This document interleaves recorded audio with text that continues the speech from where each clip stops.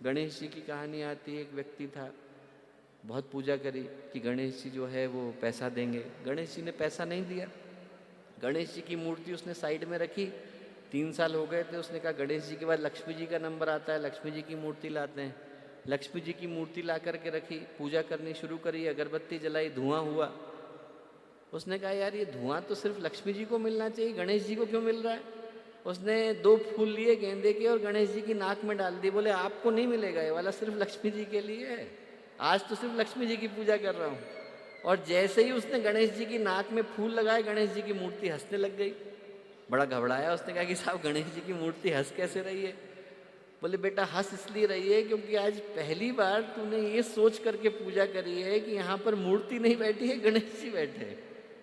आदमी के अंदर गलत विश्वास भी आ जाए तो मूर्ति के अंदर भगवान आ जाते हैं। आदमी के अंदर ये चिंतन आ जाए कि सामने भगवान है। खय्याम की कहानी आती है, प्रसिद्ध सूफी संत थे, जंगल से जा रहे थे, नमाज करने को झुके, पीछे से शेर आया और शेर उनके बगल में बैठ गया। खय्याम जो है वो अपना करते रहे नमाज, और उनका जो शिष्य था वो डर के मारे पेड़ के ऊपर चढ़ गया। शेर चला गया। थोड़ा और आगे को चले तो एक जगह पर आकर के बैठे थे, एक मच्छर काटने लग गया। तो खय्याम बड़े परेशान होने लग गए। खय्याम बोले कि अरे मच्छर हटाओ इसको। तो उनका शिष्य बोला कि अरे थोड़ी देर पहले तो आप शेर से भी नहीं डर रहे थे, वो एक मच्छर से घबरा रहे हैं। बोले बेटा थोड़ी देर पहले मैं खुदा के साथ था, अब तेरे साथ बैठा हूँ। बोले तब डरने की कोई बात नहीं थी, तब तो भगवान के साथ था। भगवान के पास भरोसा होता है तो आदमी के जीवन में क्रांति आती है। पहला जो मंत्र है दीक्षा का वो ये है कि हमारा विश्वास पक्का हो, आदमी के हृदय में विश्वास पक्का हो। और विश्वास की परीक्षा तब होती है दोस्तों जब जीवन में बुरे क्षण आते हैं। अच्छे क्षण में तो हर कोई बोल देता है, जब जीवन में अच्छी घटनाएं घट रही होंगी तो हर कोई नारा लगा देता है। पर जीवन में जब बुरे क्षण आते हैं तो क्या हमारी श्रद्धा इंटैक्ट रह पाती है? तब क्या हमारी श्रद्धा अटूट रह पाती है? रामकृष्ण परमहंस कहते थे कि तोते को राम राम राम राम सिखा दो तो राम राम राम राम बोलता है, पर बिल्ली आकर के गर्दन पकड़ती है तो मुंह से टेंटे टेंटे ही निकलता है। वैसे ही जब जिंदगी में अच्छे क्षण होते हैं तो हर कोई बोलता है साहब बड़ा अच्छा हो रहा है, और जीवन में जैसे ही प्रतिकूलताएं आती हैं, जैसे ही आदमी के जीवन में कष्ट, संकट, रोग, शोक आते हैं, वैसे ही आदमी की श्रद्धा विदा हो जाती है। श्रद्धा की परीक्षा दोस्तों जीवन के प्रतिकूल क्षणों में होती है। सैनिक की परीक्षा जो है वो युद्ध में होगी, छावनी में थोड़ी होगी। डॉक्टर की परीक्षा जो है हॉस्पिटल में होगी, मेडिकल कॉलेज में कैसे होगी? हमारी श्रद्धा की परीक्षा जीवन के पूरे क्षणों में होती है। हमारे जीवन के जब प्रतिकूल क्षण आते हैं तब भगवान इस बात की परीक्षा लेते हैं कि जो श्रद्धा हमारी है वो गहरी है कि नहीं, तब पता चल पाता है। संत नामदेव की जब भगवान ने परीक्षा ली तो पहली बार में आग बन करके पहुंचे थे, उनके पूरे घर में आग लग गई। सारे लोग बोले कि साहब नामदेव इतने बड़े भक्त थे, इनके घर में आग लग गई, ये तो जरूर कुछ न कुछ बोलेंगे। और नामदेव क्या बोले? नामदेव बोले अरे भगवान आज कितने सुंदर लग रहे हैं, लाल लाल लाल लाल लग रहे हैं, पीले पीले लग रहे हैं। और बोले आधा घर क्यों जला रहे हो आप? उनने बाकी का सामान उठा उठा करके डालना शुरू करा। बोले अरे आप ये भी तो ले जाओ, भगवान भूखे पेट नहीं जाने चाहिए। उन्होंने कहा ये भी जला देते, ये भी जला देते। भगवान को आखिरकार आग बुझानी पड़ी, घर नया बना करके देना पड़ा। नामदेव की परीक्षा भगवान ने क्या बन करके ली? आग बन करके ली। नामदेव की परीक्षा भगवान ने भूत बन करके ली, बहुत बड़ा वेताल बन करके आ गए। गांव के सब लोग डर गए, और गांव के लोग डरे, उन्होंने सोचा कि नामदेव भी घबरा के भागेंगे। नामदेव ने क्या किया? नामदेव ने जाकर के भूत को गले लगा लिया। अरे बोले इतने सुंदर लग रहे हैं आप, भले पधारे लंबक नाथ। भूत को देख करके बोले भले पधारे लंबक नाथ, धरती पांव स्वर्ग लो माथा, योजन भर लांबे हाथ। बोले इतने बढ़िया भगवान कहाँ देखने को मिलते हैं? भगवान घबराए, भगवान भूत को छोड़ करके भगवान को प्रकट होना पड़ा। श्रद्धा होती है दोस्तों तो फिर आग भगवान बन जाती है, श्रद्धा होती है तो भूत भगवान बन जाते हैं, श्रद्धा होती है मिट्टी भगवान बन जाती है, श्रद्धा होती है पत्थर भगवान बन जाते हैं, श्रद्धा होती है तो हर जगह पर व्यक्ति को भगवान नजर आता है। बड़ौदा के राजा थे रंजीत सिंह, शादी करके लौट रहे थे। जैसे ही लौट रहे थे तो उनका जहाज जोर जोर से हिलने लगा। 1910 के करीब की बात है। जहाज हिला तो सबके सब घबराए, जहाज का कप्तान भी घबराया। उसने कहा कि भाई जिसको जो मिले वो लेकर के भागे। रंजीत सिंह की पत्नी ने रंजीत सिंह को देखा तो देखा मुस्कुरा रहे हैं बैठे हुए ध्यान में। उन्होंने कहा आपको घबराहट नहीं हो रही? बोले नहीं, मुझे क्यों घबराहट होएगी। बोले क्यों, आपको घबराहट क्यों नहीं हो रही? तो उनने अपनी तलवार निकाली और पत्नी के गले पे डाल दी।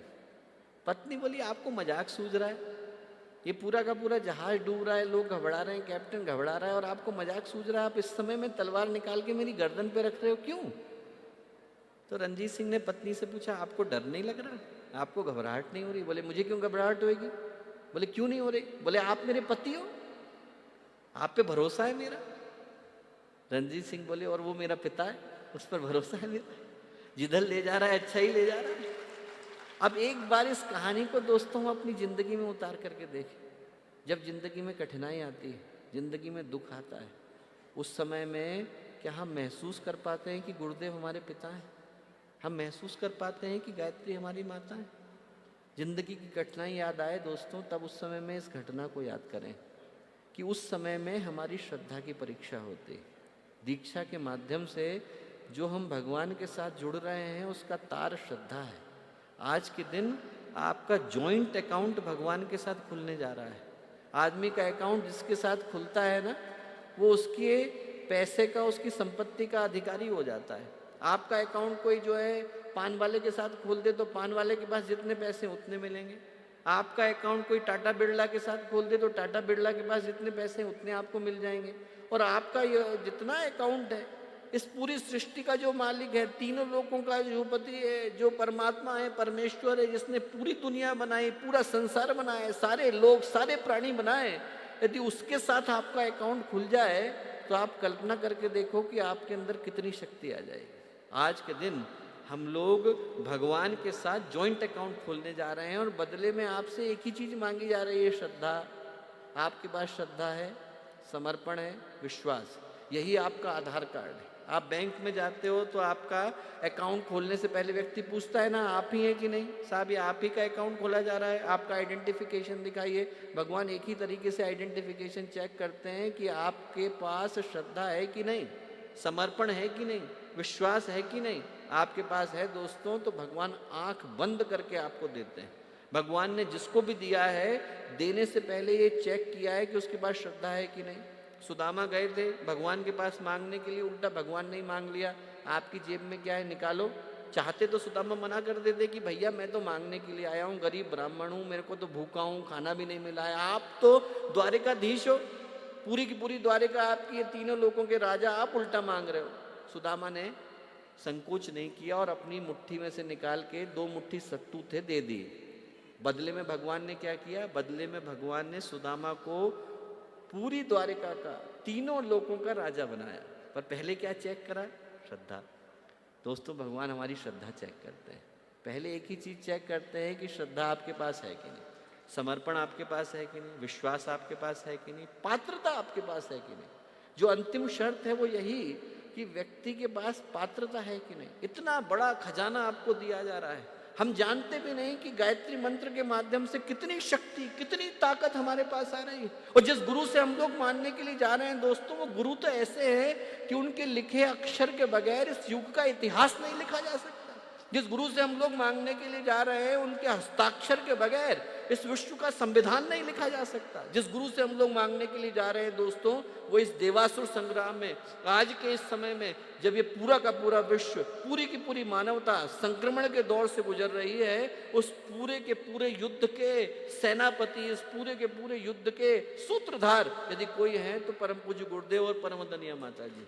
और उनके पास हम लोग उनके साथ जॉइंट अकाउंट खोलने के लिए जा रहे हैं, तो जॉइंट अकाउंट खोलने के लिए पात्रता होनी जरूरी है। हमें ये सिद्ध करना जरूरी है कि जब भगवान हमें पुकारेंगे, जब गुरुदेव आवाज लगाएंगे, तो हमारे हाथ कमजोर नहीं पड़ेंगे दोस्तों। उस समय में हमारे हृदय में भीरुता नहीं होनी चाहिए, उस समय में हमारी श्रद्धा के अंदर कमजोरी नहीं होनी चाहिए, उस समय में हमारा विश्वास डगमगाना नहीं चाहिए दोस्तों। उस समय में हमारे अंदर का ध्रुव, हमारे अंदर का प्रहलाद, हमारे अंदर की मीरा, हमारे अंदर का चैतन्य, हमारे अंदर के कबीर, हमारे अंदर के सूर, हमारे अंदर के रैदास उस समय में खड़े दिखाई पड़ने चाहिए।